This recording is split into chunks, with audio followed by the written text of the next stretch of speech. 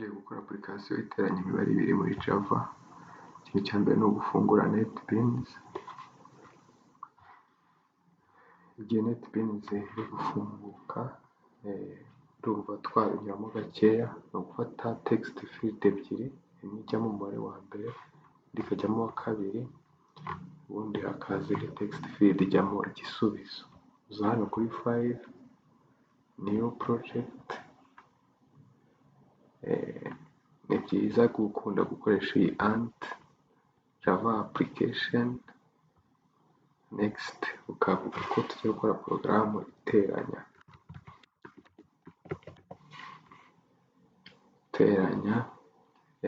tugakanda finish.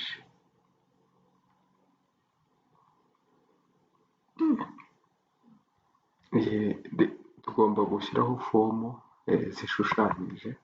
Kugira ngo ushyireho fomu uraza ugakanda ku izina rya application new gframe form. Iyi fomu nayo yitwa guteranya cyangwa se add. Tugashyiraho label ihagarariye umubare wa mbere,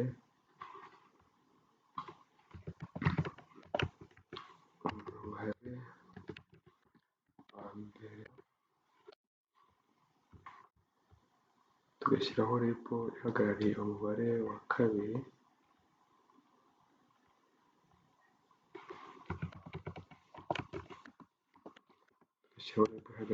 kabiri, tugashyiraho text field aho iyo mibare iri bujye, niho ingenzi.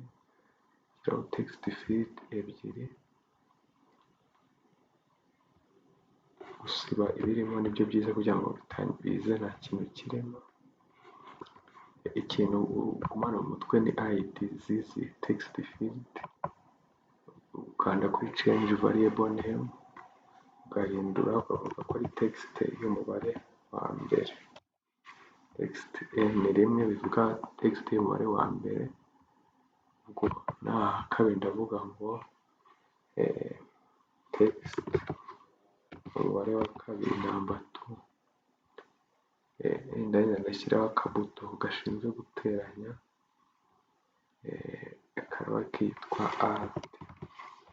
Noneho nkandemo double click, ngende ndebe ahantu hariho button. Uri kubona private void gbutton ni iriya buto. Ibyo dukoramo byose tubikoreramo hano mo imbere.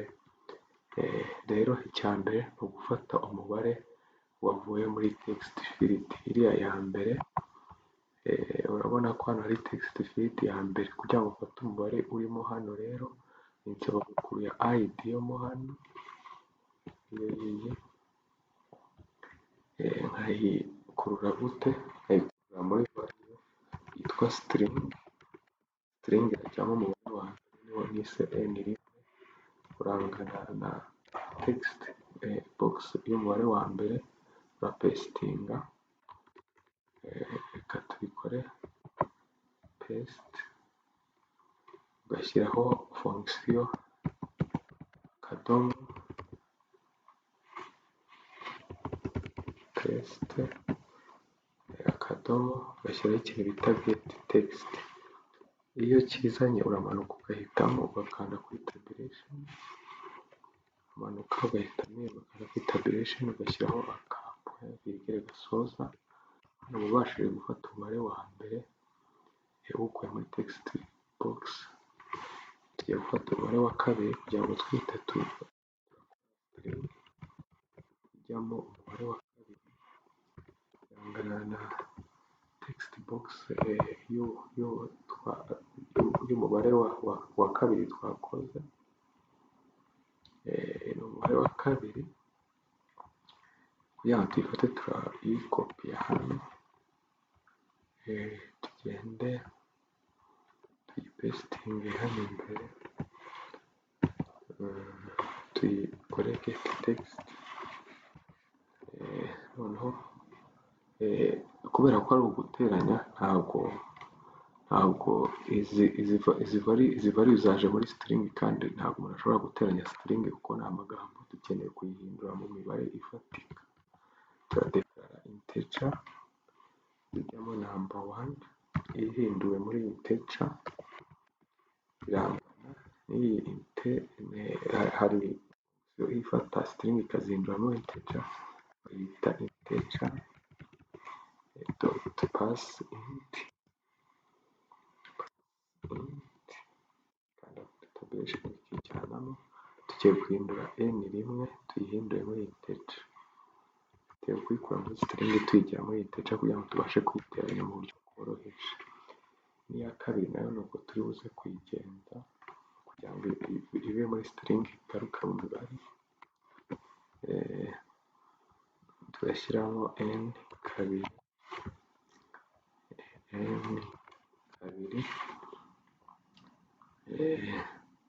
hano tubashije kubona imibare twabyakira no biri muri string ariko tubihinduye mu mibare dukeneye kudekarara variable iri buze kudufasha kubiteranya iyo variable yitwa sum irangana n'umubare wa mbere uri muri integer duteranyijeho umubare wa kabiri uri muri integer. Ikiba gisigaye ni ahantu iki gisubizo kiri buze kuza. Kugira ngo igisubizo kizemo turasubiramo hano tuzana agatext field kari buze kujyamo igisubizo tukagire empty duhindure izina rya variable name tukakita text result tukagire text result tukite text re dukomeze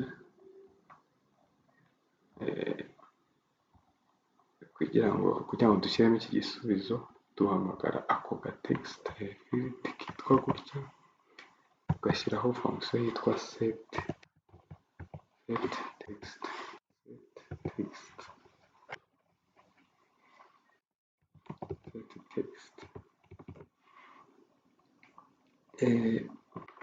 aka text field ntabwo kajya kakira ibintu bitari integer, niyo mpamvu tugomba gufata igisubizo tukabigihindura muri string.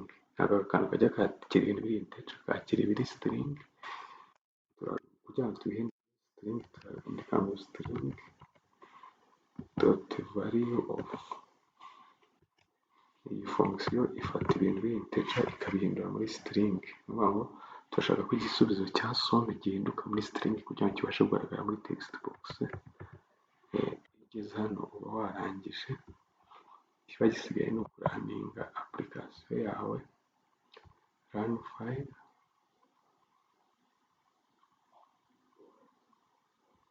ugashyiraho umubare wa mbere wenda dushyiraho kabiri na gatatu nidukanda kuri add birabyara 8 ngira ngo ni biriya. Murakoze cyane kudukurikira, mukomeze murebe amavideo ajyanye n'ibyo mwiga, murakoze cyane.